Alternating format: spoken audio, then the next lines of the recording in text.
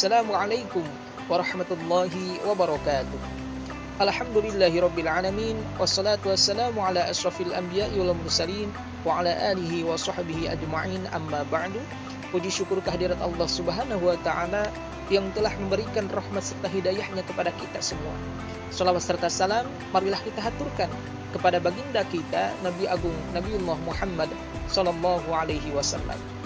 Sahabat media, setelah kita membahas pada bab 6 dan 7 di dalam buku rekonstruksi sejarah Al-Quran, selanjutnya kita akan membahas mengenai penyempurnaan ortografi Al-Quran yang dalam hal ini terdapat dalam bab ke-8 di dalam buku tersebut. Nah, sebelum melangkah lebih jauh, kita pahami terlebih dahulu apa pengertian dari ortografi itu sendiri. Jadi, ortografi adalah sebuah ejaan bahasa atau gambaran bunyi yang berupa tulisan atau lambang. Meliputi apa saja? Yaitu meliputi ejaan, kapitalisasi, pemenggalan kata, serta tanda baca. Nah, jadi ortografi itu memberikan himpunan yang digunakan simbol serta aturan penulisan simbol-simbol tersebut. Secara teknis, aksara primitif yang digunakan untuk menyalin Al-Quran ini disebut dengan scriptio defectiva, yang kemudian dikontraskan dengan scriptio plena, yakni aksara Arab yang kemudian telah mengalami proses penyempurnaan pada tahapan sejarah selanjutnya. Nah, jadi aksara primitif yang digunakan untuk menyalin Al-Quran itu disebut dengan scriptio defectiva, sedangkan proses penyempurnaannya itu disebut dengan scriptio plena. Nah, dalam hal ini penggunaan jenis tulisan yang belum sempurna di dalam Mushaf Utsmani yang awal tampaknya juga berpartisipasi dalam melahirkan varian-varian bacaan di dalam tradisi teks tersebut. Selanjutnya muncul pertanyaan di benak kita. Siapa tonggak awal yang mengupayakan standarisasi teks maupun bacaan Al-Quran? Nah, jawabannya adalah bahwasannya langkah penyeragaman itu dilakukan oleh khalifah ketiga, yakni Khalifah Utsman bin Affan lewat pengumpulan resmi Al-Qur'annya. Lalu alasannya kenapa? Alasan utamanya yang berada di balik kodifikasi tersebut, yakni perbedaan tradisi teks dan bacaan yang mengarah kepada perpecahan politik umat Islam ketika itu. Nah, namun lantaran ketidaksempurnaan aksara Arab yang ketika itu digunakan untuk menyalin Al-Quran, langkah tersebut belum dapat mencapai hasil yang diinginkan. Jadi, bentuk aksara primitif yang digunakan untuk menyalin Al-Quran ketika itu masih membuka peluang bagi seseorang untuk membaca Al-Quran secara beragam. Nah, oleh karenanya, dalam hal ini dapat diatasi atau dapat dihindari jikalau seseorang mempunyai tradisi hafalan yang kuat atau paling tidak memiliki tingkat keakraban yang tinggi terhadap teks kitab suci Al-Quran ini. Nah, kalau tidak demikian, sangat mungkin baginya terjebak ke dalam kekeliruan dalam membaca Al-Quran tersebut. Nah, adapun fungsi tulisan ketika itu memang hanya merupakan alat untuk memudahkan hafalan. Dan hafalan itu sendiri, sebagaimana kita ketahui, bahwasannya merupakan tradisi bangsa Arab yang paling menonjol sejak beberapa generasi sebelumnya. Kemudian, perbedaan pemberian titik diakritis untuk berbagai kerangka konsonan dan vokalisasi dalam tradisi teks Utsmani ternyata tidak mengakibatkan munculnya perbedaan makna yang cukup signifikan. Akan tetapi, dalam berbagai kasus lainnya, perbedaan-perbedaan makna tersebut cukup berarti. Nah, khususnya dalam kasus penyimpulan hukum yang bisa dihasilkan dari perbedaan-perbedaan semacam itu. Nah, sebagai contohnya dapat kita lihat dalam Quran surah Al-Maidah ayat ke-6 yang dalam ayat tersebut terdapat kata wa'arjulaku. Nah, yang menurut Ibnu Katsir, Hamzah, Abu Amr dan Asim riwayat Syu'bah, mereka membacanya dengan wa'arjulikum. Berbeda dengan Imam Nafi, Ibnu Amir, Al-Kisai dan Asim riwayat Hafs yang membacanya itu dengan kalimat wa'arjulakum. Nah, bagian pertama menghasilkan makna bahwa dalam berwudu kaki hanya wajib diusap dengan air, seperti pada pengusapan kepala. Nah, hal ini menjadikan pandangan bagi kelompok Syiah Imamiyah. Sedangkan bacaan kedua mengharuskan kaki dibasuh, sebagaimana membasuh muka dan tangan, yang merupakan pandangan mayoritas kalangan Sunni begitu. Nah, salah satu penyebab timbulnya perbedaan bacaan Al-Quran itu adalah tulisan yang digunakan ketika itu untuk menyalin mushaf yang resmi atau scriptio defectiva, aksara primitif yang belum memiliki tanda-tanda vokal dan titik-titik diakritis pembeda konsonan bersimbol sama. Nah, akan tetapi hal ini tentu saja tidak dapat diterima oleh mayoritas sarjana muslim. Seperti contohnya argumen yang diajukan oleh Labib As-Sa'id yang menolak kemungkinan benarnya asumsi yang melihat bahwa scriptio defectiva sebagai salah satu penyebab munculnya keragaman bacaan.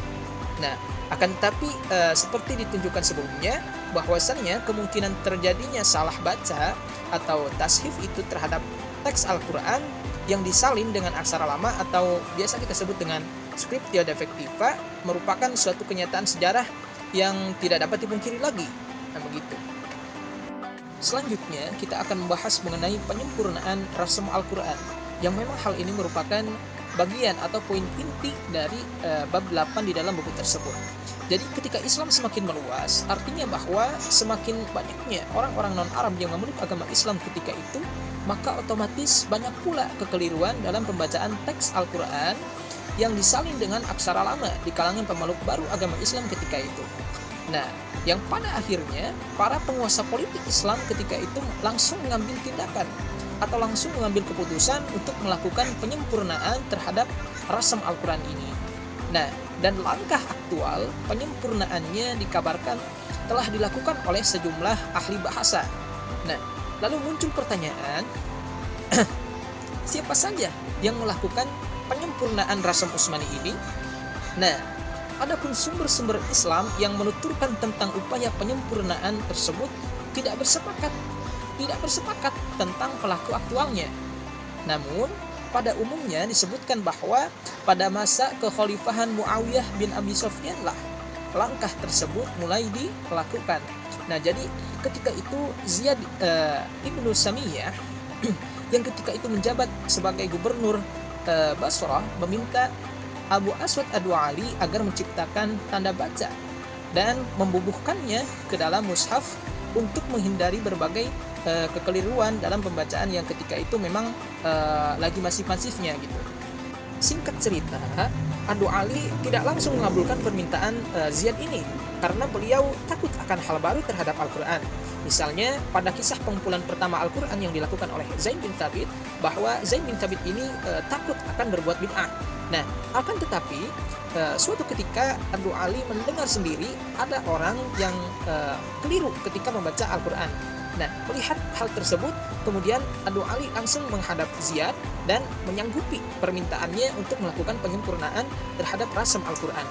Nah, ia kemudian memperkenalkan tanda-tanda vokal yang penting, yakni titik-titik di atas huruf untuk vokal A dan seterusnya. Nah, begitu. Kemudian tanda-tanda vokal yang diciptakan oleh Ad-Du'ali ini selanjutnya disempurnakan lebih jauh oleh Al-Khalil Ibnu Ahmad pada masa Khalifah Abbasiyah.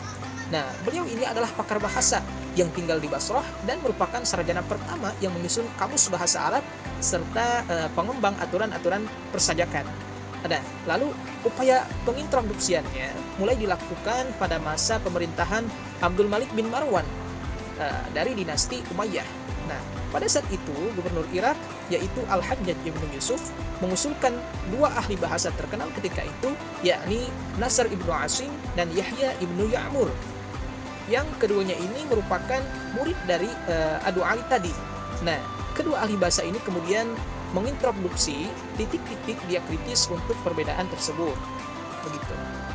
Setelah melalui tahapan-tahapan penyempurnaan, dengan demikian dapat disimpulkan secara pasti bahwasannya scriptio plena ini tidak muncul dalam seketika, akan tetapi diperkenalkan secara bertahap melalui serangkaian perubahan yang bersifat eksperimental. Manuskrip Al-Quran yang awal, sebagaimana telah diperlihatkan di dalam bab ini, juga menunjukkan penerapan berbagai macam metode untuk menghilangkan ketidaksempurnaan naskah. Nah, kemudian tahap final penyempurnaannya ini atau ragam tulis ini diperkirakan selesai pada penghujung abad ke-3 Hijriah atau 9 Masehi. Nah, introduksi Scriptio Plena dalam penulisan Al-Quran juga tidak berlangsung secara mulus, akan tetapi penuh dengan kontroversi yang akut di kalangan sarjana muslim ketika itu. Nah, jadi meskipun banyak sekali kontroversi dalam hal ini, Scriptio Plena yang telah mencapai bentuk finalnya pada penghujung abad ke-3 Hijriah atau 9 Masehi tadi, pada akhirnya dapat digunakan hampir seluruhnya dalam penyalinan Textus Receptus.